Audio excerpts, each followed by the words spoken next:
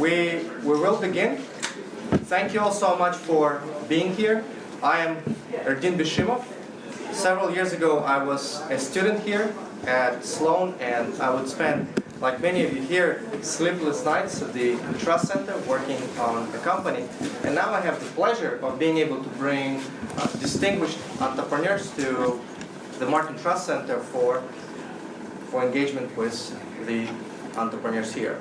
And the person that we have here today is one that I would say has led an astonishing and quite unusual life. Augie Fabela is the founder of the 6th largest telecom operator in the world. This company has $10 billion in revenue, 40,000 employees around the world, and that company was originally founded in Russia and became Russia's first company listed on the New York Stock Exchange. Augie actually found his way to Russia even before Russia was its own independent country, but was the Soviet Union.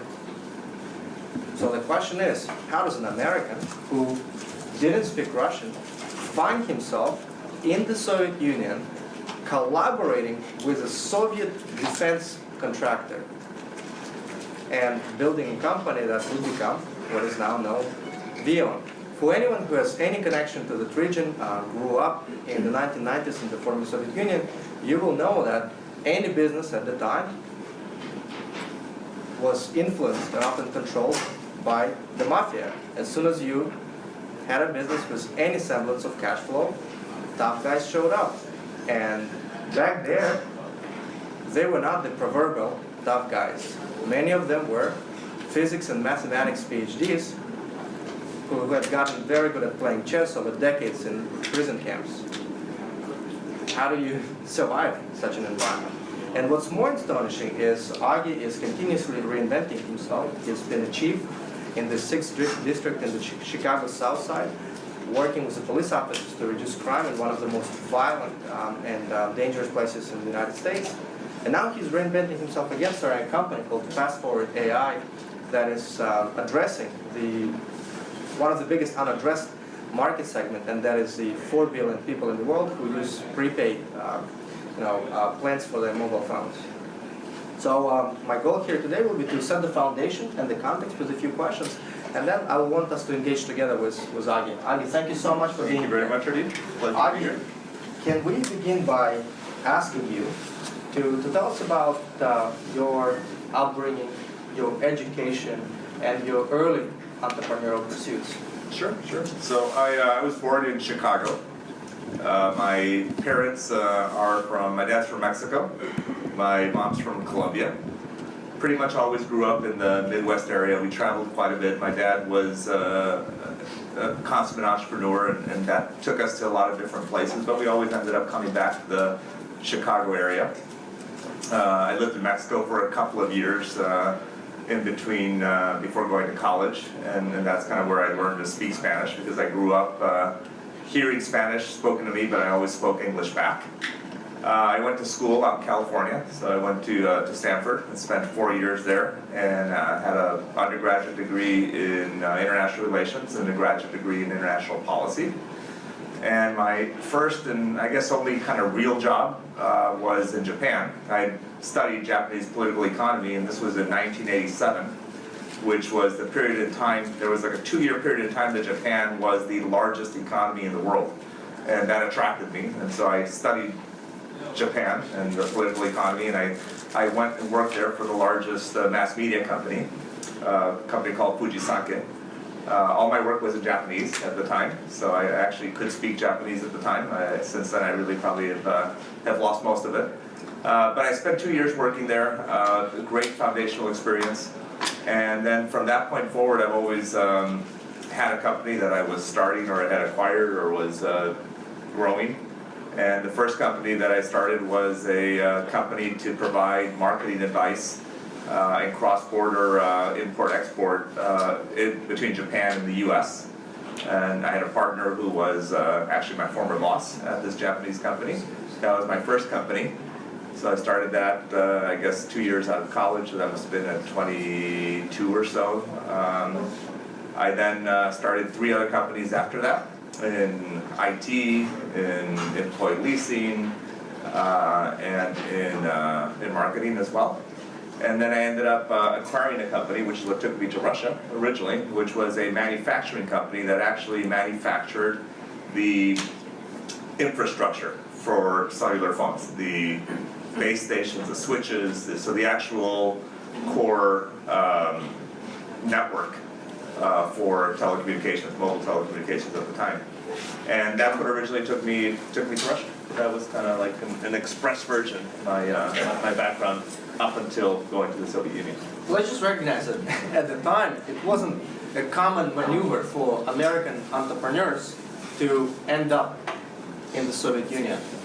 And as I was studying your story, I kept asking myself, how the heck? So take us through the process of how did you end up in the Soviet Union in 1991?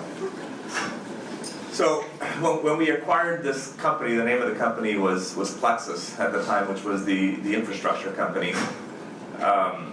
It was an accidental acquisition. We didn't really want to acquire the company. We were actually selling the equipment in Latin America, Caribbean. It was a brilliant system in that some very clever engineers had managed to build a full turnkey network that you could buy for $500,000, when at the time the next best network you could buy for the same footprint was $5 million.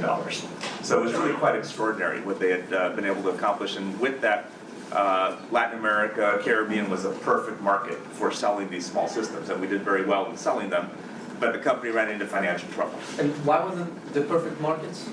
They're small. Okay. They're small cities, very distributed.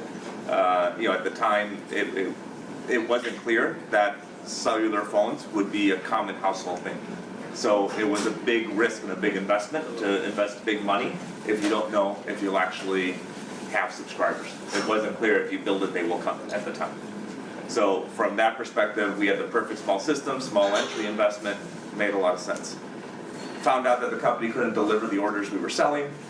We ended up having to do a leveraged buyout. We didn't have a lot of money, but we were able to kind of maneuver, borrow money, figure out how to do a leveraged buyout, which quite frankly, the way I figured out is I just read a bunch of books on how to do a leveraged buyout and just followed the books on how to do a leveraged buyout, and we did the leveraged buyout. But we were very stretched, but we were still hungry to grow and grow and grow. And some guy, Lebanese-American guy in Chicago, because we ended up moving the company to Chicago, came to us and said, the Soviet Union, it's the largest landmass in the world, largest kind of single country, if you will, in the world, but it has a lot of very small cities, and they really need your systems. And you could sell thousands of these things, and you'll just become, super successful.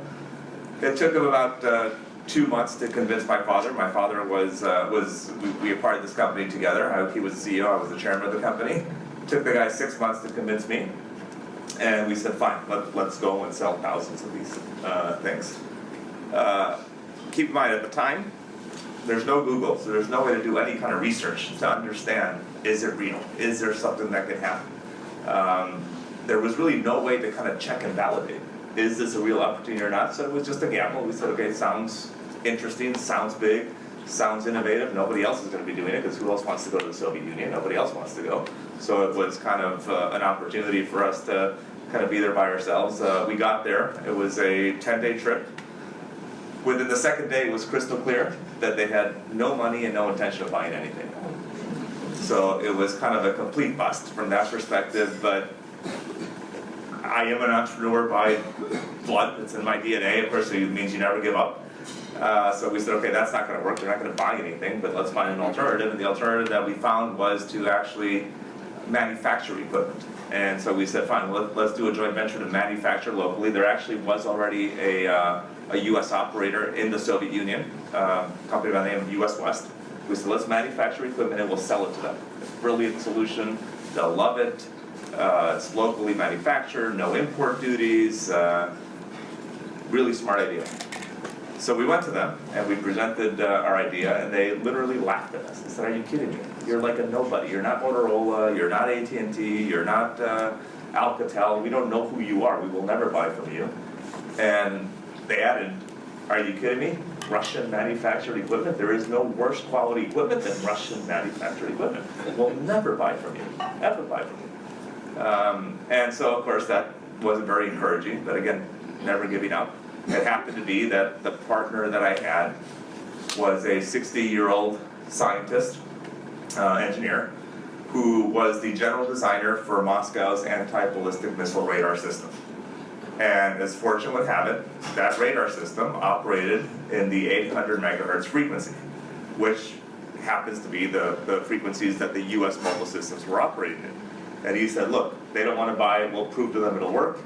I'll get you a test license. These are top secret frequencies, but we'll get them because we have an opportunity to show the military, show the government that we can convert all the military work we're doing into commercial work.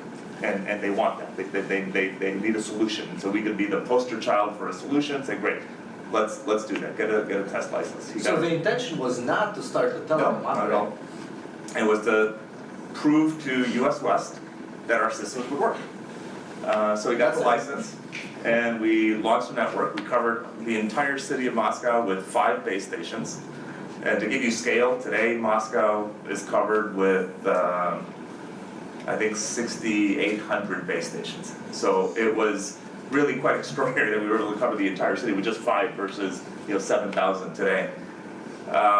We set up the test system, and from that point, we saw so much demand, and we saw so many people wanting to do this. I said, well, why don't we just become an operator? We can offer better service than US West is offering.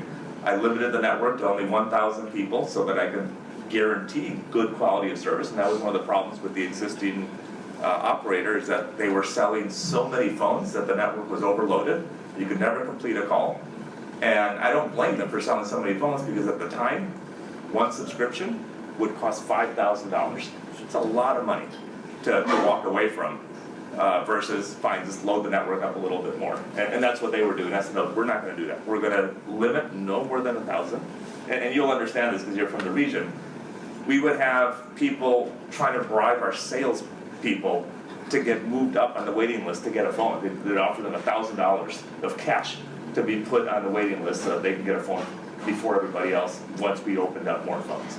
So again, we didn't start out with the strategy of becoming a mobile company. I went there looking for opportunity. What I originally was looking for didn't work out. So we went to plan B, then we went to plan C, and at that point we decided we're going to become an operator. I ended up selling the manufacturing company, and we started the operation with only 13 people, and as you said, I mean, at our peak, we had 60,000 employees globally. At the peak, we had 24 billion in revenue, so we were able to grow that from just that idea, that concept, into something that became quite global. By the way, for the audience here, Augie pioneered 24-hour cell phone service. It might seem crazy for a lot of us here in the room, especially those of us on the younger spectrum, that cell phones didn't operate 24 hours. No, customer service. Customer service. So there was no customer service that was 24/7. Only 9 to 5. Only 9 to 5. And if I could, ask a question of the audience. What do you think were the peak times for the network in Russia at the time? When do you think the network was loaded the most?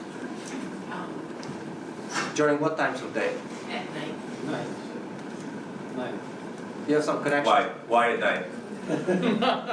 Because at night there is always a meeting curve set up at night time. So keep in mind, we're selling these phones for $5,000. That's a lot in cash. US, like $100 bills, because there's no bank accounts. So who has that kind of money? Criminals. And when do they operate? And who else has that kind of money? Ladies of the night. And we needed to make sure that if they wanted to use their phone, it had to work. So we had to provide 24/7 customer service. At the time, AT&T didn't have it here in the US. Nobody had 24/7 customer service. You call between 9 and 5 and we'll deal with your problem then. So that was just part of our kind of obsession, and that was pretty unusual back then, to be so obsessed with customer service. And what is the customer rate? Now that's like a given. It's like you don't even talk about it because you're not in business if you're not.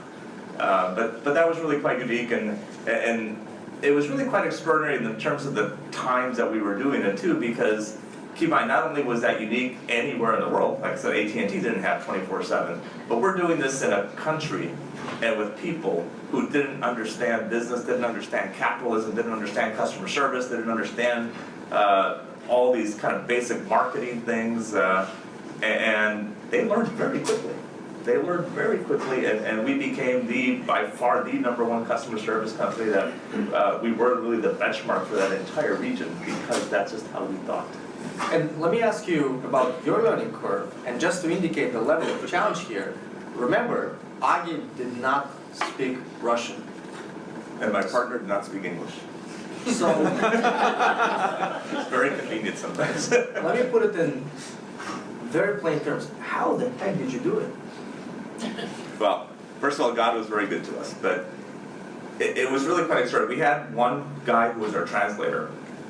He was a PhD nuclear scientist. You had a translator between two co-founders. Yes. And that is the only way we could communicate. And it took me, believe it or not, about 18 months to understand his style of translation. And he was a very smart guy, super smart guy. And he would literally not translate exactly what we were saying if it was something that was going to elevate the conflict. And he was so smart that he would tone down the language that either I was using or that my partner was using to find that kind of middle, mediated, proper way of communicating, because you can imagine lots of conflicts. You got a 25-year-old, you got a 60-year-old scientist versus some crazy young American entrepreneur with, like, I'm experimenting, because what did I know? I didn't know that much. So I was, of course, experimenting and pretending I knew what I was doing. So, of course, there were issues and conflicts, but no, we operated that way until he retired from the company, 15 years later. I want to go back to this, but I think there's an element of this that we missed in the discussion, but I think it's important. You show up to the Soviet Union, on day 2, hey, we're not going to be able to sell the equipment, no one here has money. What is it that inside of you told you to stay, despite the obvious factual necessity of getting out of there? There's no one here who will buy our systems. I don't speak the language. I don't understand this country. What inside of you drove you to stay? I didn't want to fail. I didn't want to fail. It had been a gigantic sacrifice for us to go there. We had actually paid this matchmaker $25,000 up front, which we didn't have. Ended up doing cash advances on credit cards to pay that. We had spent a ridiculous amount of money on airline tickets to fly. An airline that doesn't even exist anymore, Pan Am. To fly to the Soviet Union. So it was a big investment, and I wasn't going to give up. We spent a lot of money, a lot of effort, and I wanted to see it through. Your son is in school at Stanford now, and I'm sure what he hears a lot from his professors, from the people in the entrepreneurial community there is fail fast, right? You didn't take that advice of failing fast when you showed up in the Soviet Union. So how do you contrast your thinking at the time and what made you the entrepreneur that you are with the ideas and beliefs surrounding entrepreneurship today? Yeah, so I'm in a pretty cool, unique place because I've kind of done the entrepreneurial thing, and I was able to grow it into a multinational, corporate, global company, and yet here I am back again, starting a brand new startup company in Silicon Valley, and it's a learning curve for me, kind of to learn what entrepreneurship is supposed to be versus what I've already did, and I hear stuff like that, the fail fast, and I get it, and I had plenty of failures in the times that I've done, the 25 years of the history of VEON and other things that I've done, but if you are failing, and we talked about this a little bit, if you're failing on innovation, you're failing on your business model, you're failing on things like that, I get it, and it's true. I went there and literally I failed at selling equipment. And so I went and I said, okay, we'll try this other thing, because that didn't work, so I'll try to go do that. What I have seen, as I'm now kind of looking at this, the whole Silicon Valley world from the perspective of the many years that I've been doing this in the past, is that failing at innovation, failing at business models, I get. But a lot of times there's excuses, by entrepreneurs who aren't, frankly, qualified or experienced enough, and it's not their fault that they're not, they're just not, because they just haven't had the time to learn, is, you know, failing at execution is different than failing at innovation or failing at a business model. If you mess up kind of how you're building your company because you have the lack of experience and you're not smart enough to go get the help to just run a company administratively and you're failing on the execution part, I guess I'm a little less understanding and patient of that kind of failure. And I don't think that, you know, fail fast, find out that you're no good. I guess that's okay if you learn and then bring better resources to help you. That's pretty important. But I do see a little bit different, I have a different perspective just because I've been through this kind of stuff before. I want to ask two more questions before engaging with the audience. One has to do with you working with the Russian engineers. And in the Soviet Union at the time, some of the smartest people went to work for defense contractors. And that was because that was the main business of the Soviet Union, and the private sector didn't exist. Defense contractors were the Googles, the Apples, so to speak, of the Soviet Union. And there you are. You don't have engineering or science education. You're a young American who doesn't speak Russian, and you're in a room with Russian PhDs. How do you gain their respect? Because you led the company. It just took time. It took time for them to understand that I was never going to go away. I was never going to stop asking and demanding that they do what had to be done. And they needed to start seeing successes. So when they saw the fact that we really were able to build a network to cover all of Moscow with only 5 base stations, which they said was impossible to do, will never work. When they saw that we actually were getting customers giving super positive feedback and wanting to buy more and buy more and buy more, you know, they start seeing, I guess there's something that I don't know. That's not engineering, that's not science, but without money, I can't do anything. And over time, they understood it, and they saw my commitment, they saw my resolve, they saw my focus, they started understanding my direction, and they, you know, would fight me less and less each time. And of course, it took a while for them to finally say, okay, maybe this kid's got something to offer. And my second question to you is, you know, you've also been a police chief in Chicago. How does that come into play? Well, it's totally different, totally unrelated, but about 8 years ago, I was asked by a friend of mine from Chicago, who was an alderman there, the city of Chicago, to help a police search and rescue helicopter unit. That was a pure not-for-profit helicopter unit. So they had no government funding whatsoever. It was all based on volunteer police officers who would fly helicopters. We were using DoD surplus helicopters that the DoD gave us. And we didn't charge anything to anybody, so we had to go and raise funds, and naturally they found it very difficult to ever raise money. And so they were constantly never funded to be able to run their missions, which were searching for lost Alzheimer's patients in the winter, lost kids, suicide, you know, potential victims, felony arrest situations where having some air cover would give police officers greater safety. And in the city of Chicago, believe it or not, the entire city of Chicago has only 2 helicopters, police helicopters. That is it, which is like insane for a city like Chicago. And our little volunteer unit had 9 helicopters. So we were really a truly valuable resource for law enforcement. So they asked me to get involved with that.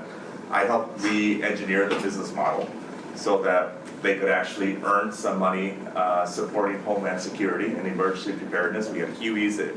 They had the assets, they just didn't quite have the package all put together and the right proposition that they could go and try to earn money rather than always raise money. And so we got that squared away after about 1.5 years. And then they invited me to become a police officer. And, you know, it was kind of cool, become a police officer, why not? But, you know, we didn't cover it here, but, you know, in the early days, I made some mistakes, for sure. I made a lot of mistakes in Russia. And one thing I learned real fervently is never take anything for free, because it's never free. You always end up paying for it. So you better be very careful and understand what you're doing, and I made a mistake. You talked about the days of the mafia. I made some mistakes that I thought I was just super persuasive, and people were helping me just because they were nice guys, and not so much. That wasn't the reason they were helping me. So I told the chief, awesome, I'd like to do this, but then I want to go and start like everybody else. And I want to go to the police academy, so I took a year off from VEON, went to the police academy for 9 years, like any other police cadet, yelled at, the whole thing, is everything you go through the police academy. And I'm happy to say I have a friend over here from Harvard Police who is here, who I met, so he knows what I'm talking about. I said I want to start from the bottom. I don't want to come in thinking that I'm some rich guy from a position of privilege that has kind of bought his badge in here. I said I'm going to start from the very bottom. I'm going to learn this industry, and I'm going to see if I can rise from being a lowly police cadet through the ranks, through training, through performance, and see how high I can get.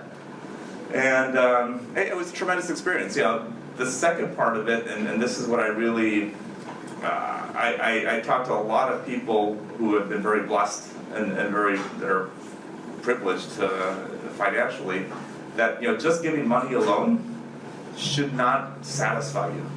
Giving back your time, your talent, that you've been fortunate enough to kind of use to create all that privilege, all those blessings, it's important. And what I decided to do with my police work is that this is going to be where I'm going to give of my time, my talent, my knowledge, my experiences, my problems that I've gone through. And it's been extraordinarily fulfilling, and so that's what kind of got me into it. Of course, like any type A entrepreneur, you're never satisfied just being like here, right? So just a regular police officer wasn't enough, so then I trained and trained and trained. I could, so I did bring in Navy SEALs, Delta guys, FBI HRT guys, and I trained and I trained and I trained with them just to kind of bring myself up to a level where I can get a little bit more equal, considering I was late to the game versus other police officers.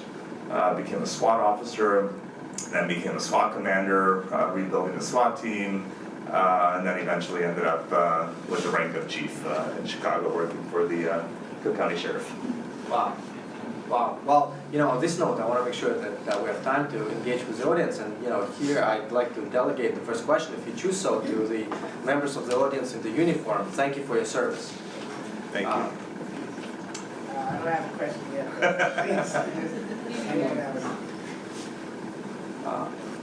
Yes, please, and Edie, I'll come back to you. Yeah. Okay, how did you go from marketing your first company to these more complex industries? How did you, and then the second question is, do you have a specific passion for some type of industry or product, or it's more of an entrepreneurial, like, I don't know, So, where you just see where the opportunity is and it doesn't matter what industry? closer to the latter. So my passion is just to be a pioneer. If there's one thing that defines who I am, it's someone filled with pioneering spirit. Then I would probably back that up with entrepreneurial spirit, but I'd say pioneering spirit first, because I've done a lot of stuff that isn't entrepreneurial, but it's been very pioneering. And if I started with a marketing company, that was the first company that I started, and that was a very unique, weird opportunity that I saw, where, believe it or not, we were bringing in Japanese varietal Merlot wine to the 5 top cities, 5 top restaurants in those 5 top cities. Ridiculous thing to do, you would think. And yet, we managed to pull it off. But it was something unique I wanted to do. Like, no one would ever think that you could bring Japanese varietal award-winning Merlot out of Japan to New York City, to like the 21 Club, which at the time was like the place. The 21 Club in New York was the primo of the primos.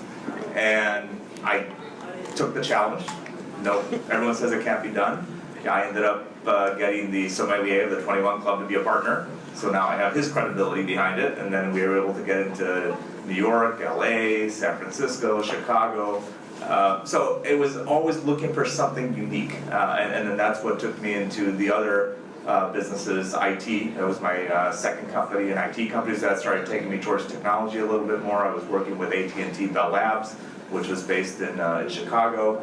And then at the end, the company that ended up taking me to Russia was just pure circumstance that we found this manufacturer of this really clever product of this infrastructure that we saw an opportunity. You know, this is perfect for Latin America. We know Latin America. We come from Latin America. Great opportunity. So I see the opportunity, and then I'm able to figure out a way to kind of build something out of that hasn't been done before, or in a way that it hasn't been done before, and that just fulfills me. Doing something quite different. It's kind of what I did with the police work. It was something that I hadn't done before. I know nothing about police work, but I'm going to learn it and do the best that I can.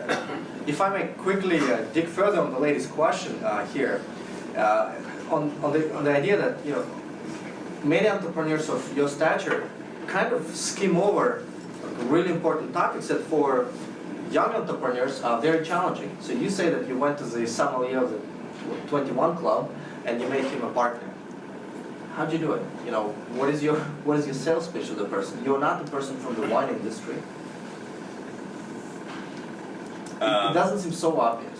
No, it wasn't. Well, in that case, very specifically, it was actually, I had another partner from Brown University who actually knew the guy. And so I told her, go to the guy. We need someone like that. We need the credibility. Already had some knowledge, and we sold him this great vision of Japan, largest economy in the world. And so we sold the picture.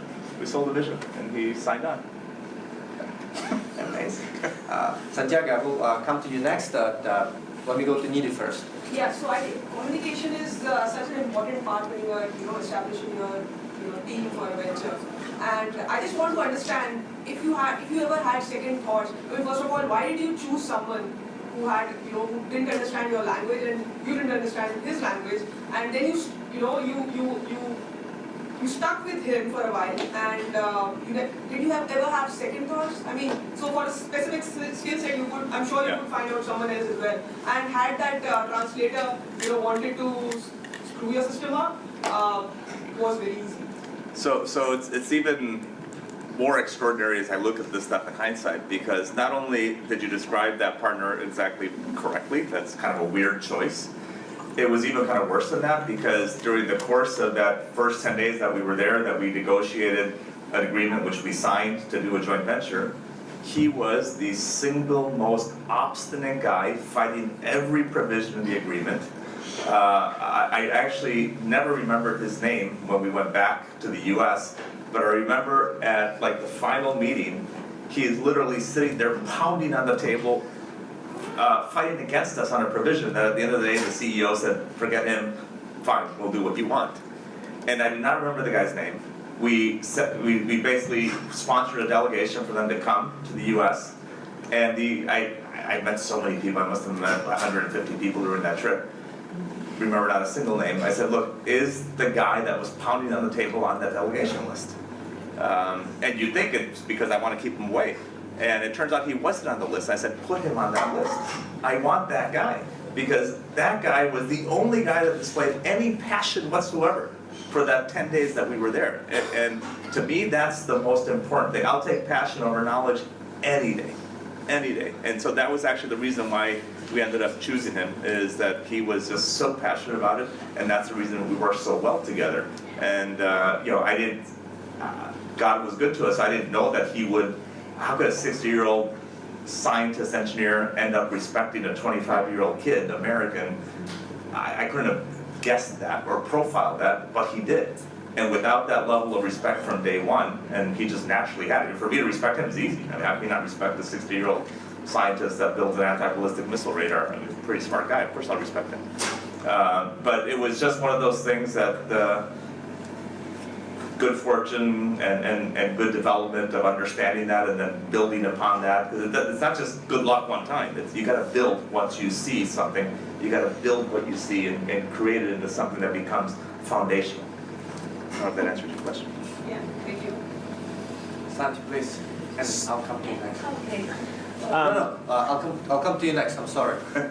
I'll come to you next. Okay. Sorry. Okay. You mentioned that you like to be a trailblazer and do pioneering things. Obviously, when you do something new, it's great to have the passion, but also you want to surround yourself with really smart people. How do you get from the point where you say, okay, this is something that I want to do, but I need somebody very, very smart and people very, very smart. How do you convince them to join you? So in all my experiences, I probably have identified the smart people first before I identified the idea.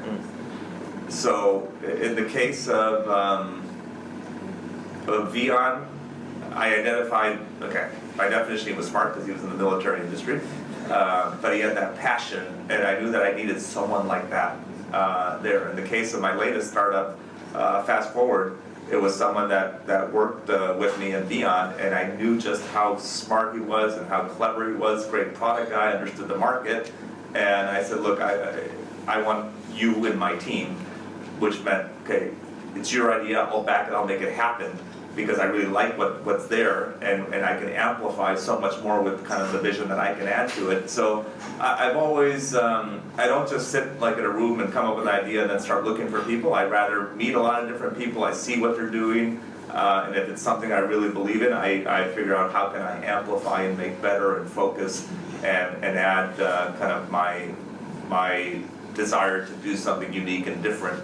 They may see it as this, but they're missing the boat on seeing, look, this is really more looks like this, and no one's ever done this part. But I need this to kind of help me get here. Awesome. Thank you. Well, I think that your decision to enter in the Russian market through a joint venture was really the most appropriate at that moment. But some years later, the Chinese, the possibility of doing the same in China was open. And my question for you is, do you value this possibility to enter in this market, to do the same in another country as China? Is exactly the dimension of the country and the situation is similar to Russia in 1991. One of the things that is maybe different than what China was at the time, and actually we looked at China in the earlier days about, is that a natural market for us to maybe focus on it and grow into? But it was really quite different because, you know, Russia and the Soviet Union, the fact that there was lawlessness, not so much in the Wild West lawlessness, but the fact that they just didn't have their structures together for anything. Like, for example, when we went to go do an IPO, there was no legislation that existed on how a company could do an IPO. We had to create legislation. They were open to finding creative solutions to make themselves mainstream. China's never quite had that. And you know, they had kind of very strict rules. Everything was prescribed. In Russia, there was no rule book, which for me and for the time that we were doing this, and for many other companies, that was more of an opportunity rather than a threat. The problem with China that we saw at the time, I don't know China that well now, but was that there were so many rule books that trying to meet all those rules, it wasn't going to work. We needed to be in an environment, we would not have been able to do what we did with VEON if we didn't have an environment where the rule book, the fact that there was no rule book was an opportunity to together figure it out, rather than trying to meet some rule that couldn't be met, or at least not by a small operator.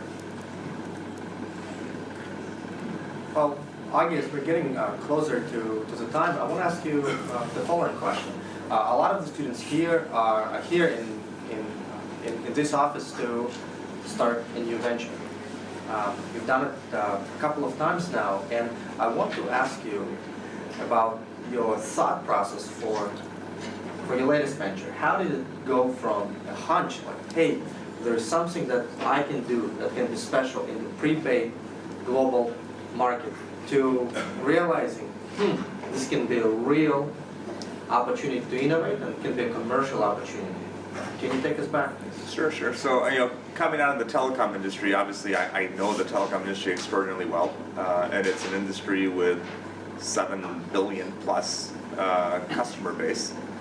And I know particularly well the prepaid environment, because VEON is 98% prepaid, and that's about a 4 billion person market globally. And I also happen to know that technology and how prepaid customers interact with their mobile operator, which is 4 to 20 times a month, is super old technology driven by button pushing. And everybody has a smartphone today. Even in emerging markets, smartphone penetrations are as high as 40, 50, 60% and growing. So I saw an opportunity to change the whole user experience of how people were interacting. That alone wasn't all that compelling per se, because it's like, okay, that's nice and that's neat, but I didn't get too excited about that part of it. Second part that I observed as I started thinking about it more and more and more was how telecom companies have always historically, to today, have interacted with their customers. And that is that we have always expected the customer to come to us, come to our store, come to our website, come to my app, my account app, my Verizon, my AT&T app. We were never going to them. And we're a bit of victims of success because we've done so well, we've grown so much, made so much money without having to worry too much about the customer, that's a flaw. And I saw that opportunity. So when I put those two things together and I saw an opportunity to have a fundamental shift in the industry, that got me excited because I like to be a pioneer. What is it that hasn't happened and nobody has thought of? It's a gigantic industry. How could nobody have thought about doing this yet? And yet I saw that gap and that opportunity. I said, I'm going to take that place. That's going to be fun. I want to do it. And why I started Fast Forward AI, to just do a complete shift in how the industry interacts with customers. And the basic premise of what we are building is a platform that we're able to bring all prepaid interactions into social media streams, which is where people live. People live, 75% of mobile internet time is spent in social media streams, WhatsApp, Facebook, Viber, Skype. And we said, we're going to bring all that's necessary for you to interact on a prepaid segment inside social media. No more apps, no more websites, real simple swipe and tap, not pushing buttons the old-fashioned way. And what made you realize that this is a commercial opportunity for you? Yes, you can engineer a shift in the industry, but why would the shift be valuable to you as a company? Because it's a $1 trillion industry, and we're looking to shift the whole customer interaction model. So it was just pretty obvious to me. When you have such a gigantic industry with so much scale, it doesn't take a lot. And that was the fundamental success of telecom. You have so much scale that, you know, just earning an extra 15 cents times 7 billion, it's a lot of money. So I just saw the commercial opportunity, and we're an enterprise enabler, so we're able to help all these telecom companies that are struggling with growth have a new distribution and delivery method, a new engagement with customers that can bring them back to delivery growth. So I just saw that as a pretty unique enablement, an opportunity commercially. Well, you know, I want to ask you for parting thoughts, but parting thoughts in a specific way. You're now embedded in the hotbed of entrepreneurship in the world. And as we discussed earlier, the majority of entrepreneurs there are not very similar to you, right? They tend to be younger, and not many of them wear cowboy boots. Most of them are in t-shirts. How do you contrast yourself to the entrepreneurs, to the young generation of entrepreneurs? And from this perspective, what parting thoughts do you have here for the entrepreneurs playing in the new fields? So I would, it comes from the lens of my own experience and kind of what I've done. And a lot of this is obvious. I won't touch the obvious of, you know, persistence, passion. All that is crystal clear to all of you guys. You get that. But never be afraid to try new things. And it's not about failing fast. It's more about never be afraid to go beyond reality. Never be afraid to go beyond your own knowledge base. Because you could always find people that can add to that knowledge base as you go along. And you don't even need to have that knowledge base from the very beginning. I've done so many things without knowing exactly all the details, but I had a very clear end goal and vision of where I wanted to be. And that is probably the single, if I were to look back retrospectively as, what has given me the kind of the blessings of what I've been able to accomplish, it's that I'm able to very early on define where do I want to end up, and even though I have no real understanding many of the times of how I'm going to get there, I then figure it out as I go along. And that's kind of an odd way of looking at things, but it really does work, and it puts into practice the words of passion, of vision, because it makes it actionable. And not only does that give you kind of a guide to then build the team that you need to get you there, but it also allows you to stay focused when inevitably something gets in your way. And lots of things will get in your way all the time. That's just normal. It has to get in your way. But it just allows you then to shift a little and then keep going. Shift a little and keep going. But you never kind of lose this. And for this to never change, that also means it's got to be super simple, super clear, and you need to be able to communicate it to your team, and it needs to be inspiring. So it does need to be a grand vision that is easily understood and easily passed on from person to person to person to person if you want to build something to scale. Augie, thank you so much. Thank you all for coming. We're still here if you have any direct questions to Augie, but thank you so much. Thank you all. Augie, thank you so much. I really appreciate it.